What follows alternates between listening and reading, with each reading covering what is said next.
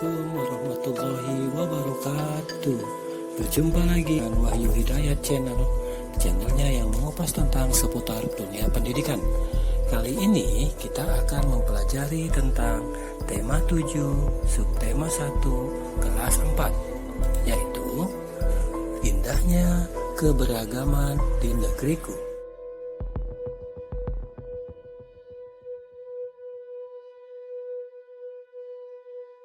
Adapun tujuan pembelajaran yang pertama, setelah membaca teks, siswa mampu menyebutkan informasi baru mengenai suku bangsa di Indonesia dengan tepat. Yang kedua, melalui video pembelajaran ini, peserta didik diharapkan mengenal keragaman suku bangsa dan agama di negerinya. Yang ketiga, peserta didik mampu memahami arti gaya dan mengenal macam-macam gaya. Dan yang terakhir, peserta didik dapat menerapkan di dalam kehidupannya sehari-hari. Bhinneka Tunggal Ika adalah semboyan negara Indonesia yang tertulis pada Pita Burung Garuda Pancasila.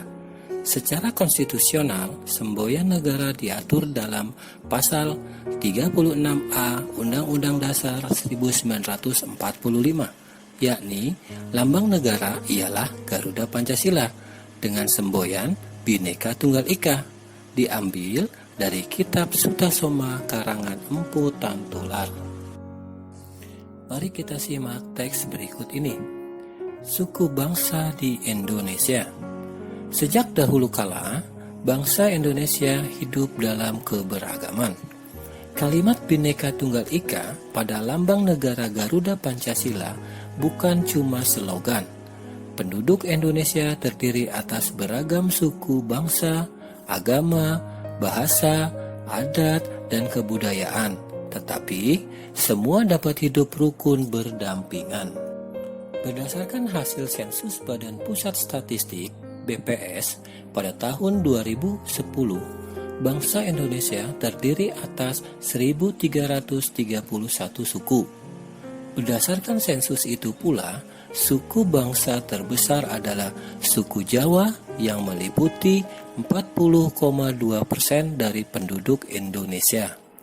Suku Jawa ini merupakan gabungan dari suku-suku bangsa di Pulau Jawa, yaitu Jawa, Osing, Tengger, Samin, Bawean, Naga, dan suku-suku lainnya. Suku yang paling sedikit jumlahnya adalah suku Nias dengan jumlah 1.041.925 jiwa atau hanya 0,44% dari penduduk Indonesia. Namun, suku-suku Papua yang terdiri atas 466 suku, jumlahnya hanya 2.639.630 jiwa atau 1,14% dari jumlah penduduk Indonesia. Sedangkan etnis Tionghoa jumlahnya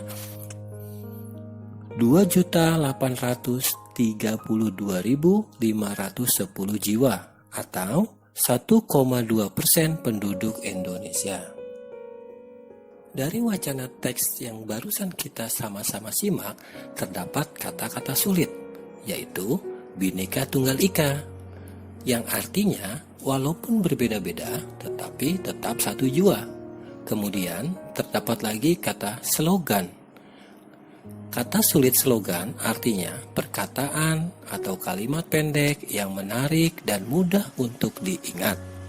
Selanjutnya, di paragraf kedua, berdasarkan hasil sensus. Nah, ketemu kata sulitnya sensus. Pengertian sensus, perhitungan jumlah penduduk, ekonomi, dan sebagainya yang dilakukan pemerintah dalam jangka waktu tertentu. Dan ketemu lagi kata sulit, sedangkan etnis Tionghoa berjumlah. Kata etnis artinya suku bangsa. Pada bacaan teks tersebut terdiri dari 2 paragraf. Mohon diingat ya, dalam setiap paragraf terdapat satu pokok pikiran utama. Jadi, kalau ada 2 paragraf, ya 2 pokok pikiran utama, masing-masing satu paragraf. Pada paragraf pertama, ide pokoknya terdapat pada Indonesia memiliki beraneka ragam suku, budaya, dan agama, namun selalu hidup rukun berdampingan, seperti pada kalimat Bhinneka Tunggal Ika yang terdapat pada lambang burung Garuda. Sekarang kita coba sama-sama cari pokok pikiran pada paragraf kedua. Terletak di awal paragraf, bangsa Indonesia terdiri atas 1331 suku. Hal ini membuktikan bahwa negara Indonesia beraneka ragam. Lalu, bagaimana cara menentukan pokok pikiran pada paragraf? Yang pertama, bacalah seluruh kalimat dalam paragraf. Yang kedua, menandai kalimat awal, kalimat akhir pada paragraf. Dan yang ketiga, menandai pikiran pokok yang terdapat di awal, akhir, atau awal dan akhir pada paragraf. Mari kita amati gambar berikut ini. Bendi, pedati sapi, pedati kerbau. Dari ketiga gambar tersebut memiliki kesamaan.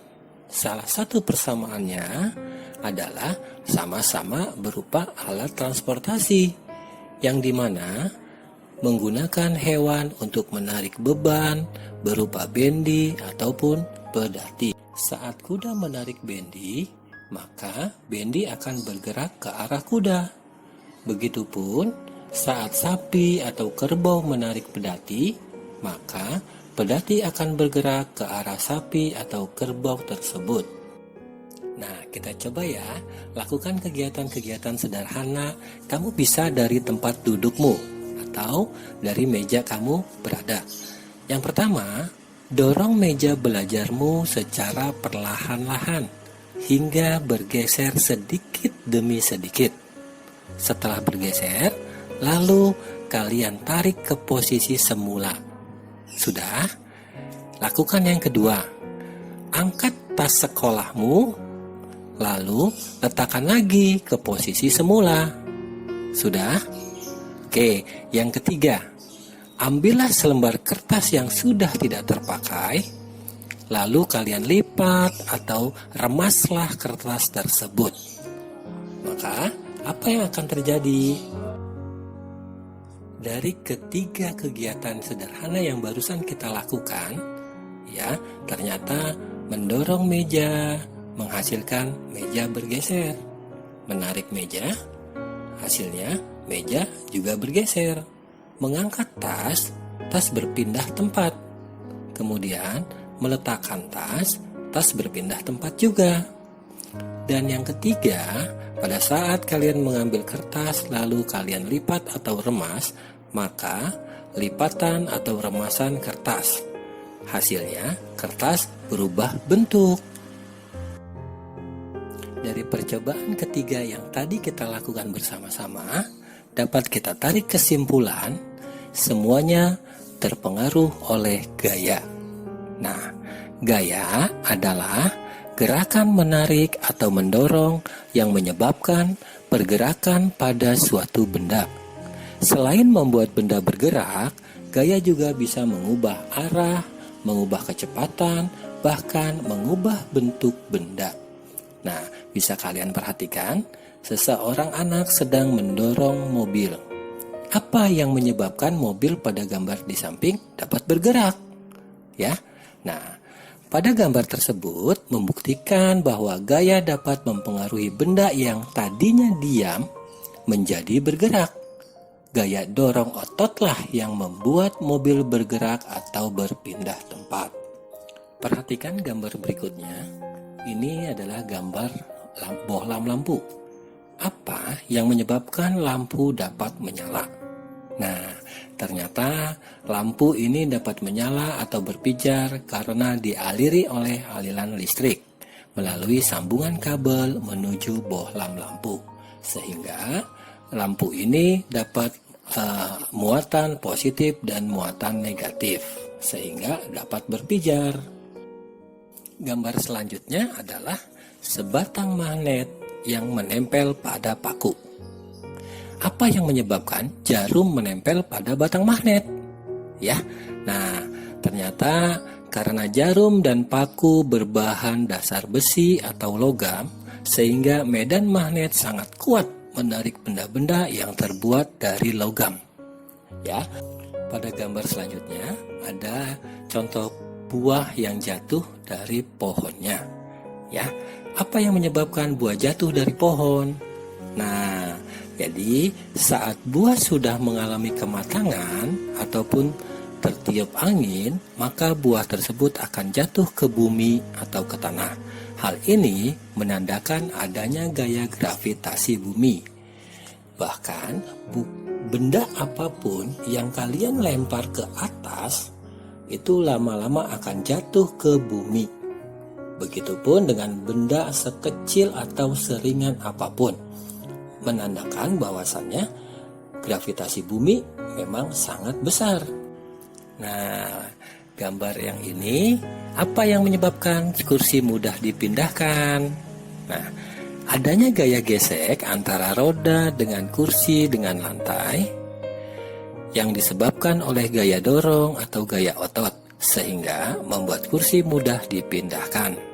Ya, kalian perhatikan di bawah kursi itu ada roda. Nah, roda inilah yang menjadikan gaya gesek antara roda dengan permukaan lantai. Dari kelima gambar tersebut, mulai dari gaya otot, gaya listrik, gaya magnet, gaya gravitasi bumi, dan gaya gesek, dapat kita simpulkan bahwa gaya mempunyai banyak jenis sesuai dengan sumbernya. Berikut ini Bapak coba sajikan jenis-jenis gaya. Yang pertama, gaya otot, gaya magnet, gaya listrik, gaya gravitasi, gaya pegas, dan gaya gesek. Mari kita kaji satu persatu dari jenis gaya. Yang pertama, gaya otot. Gaya otot adalah gaya yang dihasilkan oleh kerja otot manusia, seperti mendorong, menarik, mengangkat benda, menggeser benda, bahkan masih banyak kegiatan aktivitas manusia yang berkaitan dengan otot. Yang berikutnya adalah gaya magnet. Gaya magnet merupakan gaya yang timbul karena adanya gaya tarik magnet yang dihasilkan oleh magnet. Magnet memiliki kekuatan untuk menarik benda logam seperti jarum dan paku. Nah, ciri sifat magnet, jika kedua kutubnya didekatkan yang sejenis, maka dia akan tolak menolak. Artinya dia tidak akan saling menempel. Akan tetapi jika kutubnya berbeda, yang satu selatan, yang satu utara, seperti merah dengan biru, dia akan terjadi tarik menarik. Pada gambar yang ketiga ini merupakan gaya listrik. Gaya listrik merupakan gaya yang ditimbulkan karena adanya arus listrik yang mengalir. Gaya ini juga sering dimanfaatkan dalam kehidupan kita sehari-hari. Contohnya, lampu yang menyala, menyalakan AC, lemari es, kipas angin, dan banyak lagi yang menggunakan energi listrik. Gaya gravitasi adalah gaya tarik bumi. Gaya gravitasi merupakan kekuatan bumi untuk menarik benda-benda ke bawah. Contohnya, saat melempar bola ke atas, maka bola akan jatuh ke bawah. Jatuhnya benda-benda ini karena ada gaya tarik bumi atau gravitasi.